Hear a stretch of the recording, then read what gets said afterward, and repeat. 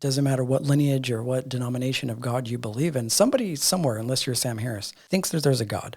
If we're going to take that position, we've heard several times before that we are created in the image of God.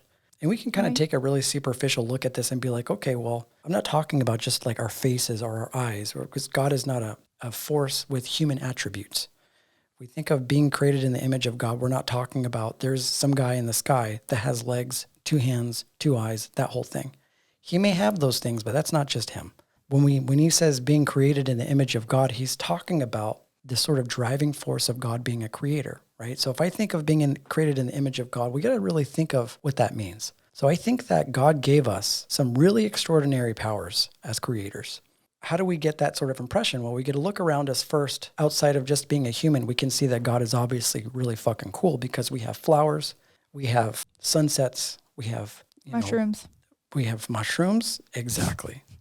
See, that's one of those things. We just have so many beautiful things about life. We have to question where it came from. Obviously, it came from God, but how it sort of exemplifies itself in us is this sort of baseline level of love and creativity that us humans have. We can create the craziest shit with our hands, with intention, with love. We can take care of things. We have the ability to create life. Women can create life. We can create beautiful art, really amazing music. That is a creative force. You can almost look at that as the sort of creative force of God. But at the same time, there's a huge responsibility that comes along with that because human beings can also suck, right? Like we can fuck some shit up. We can be really, really destructive with our power. We really have to take this into consideration because we don't realize that we have this power because of this sort of antiquated perception we have of God, him being the sort of person that kind of moderates everything around us. And it sort of allows us to escape responsibility for our own actions. And that's when you have questions like, well, why does God allow so much suffering? Why does God allow evil and all this craziness to exist? And that's a really common question that we get, right?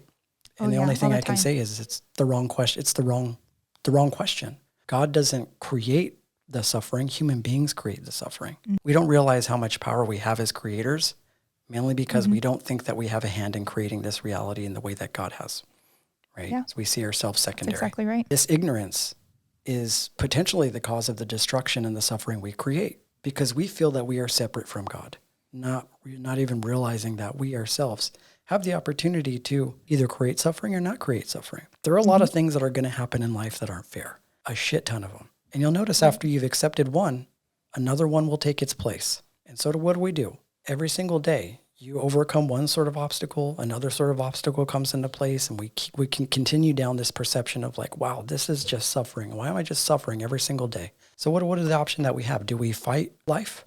Or do we flow with it and realize that there are so many maybe teachings that are being taught for people all around the world? We have to really, really check in with ourselves and change our relationship, I think, to suffering by understanding exactly what it is.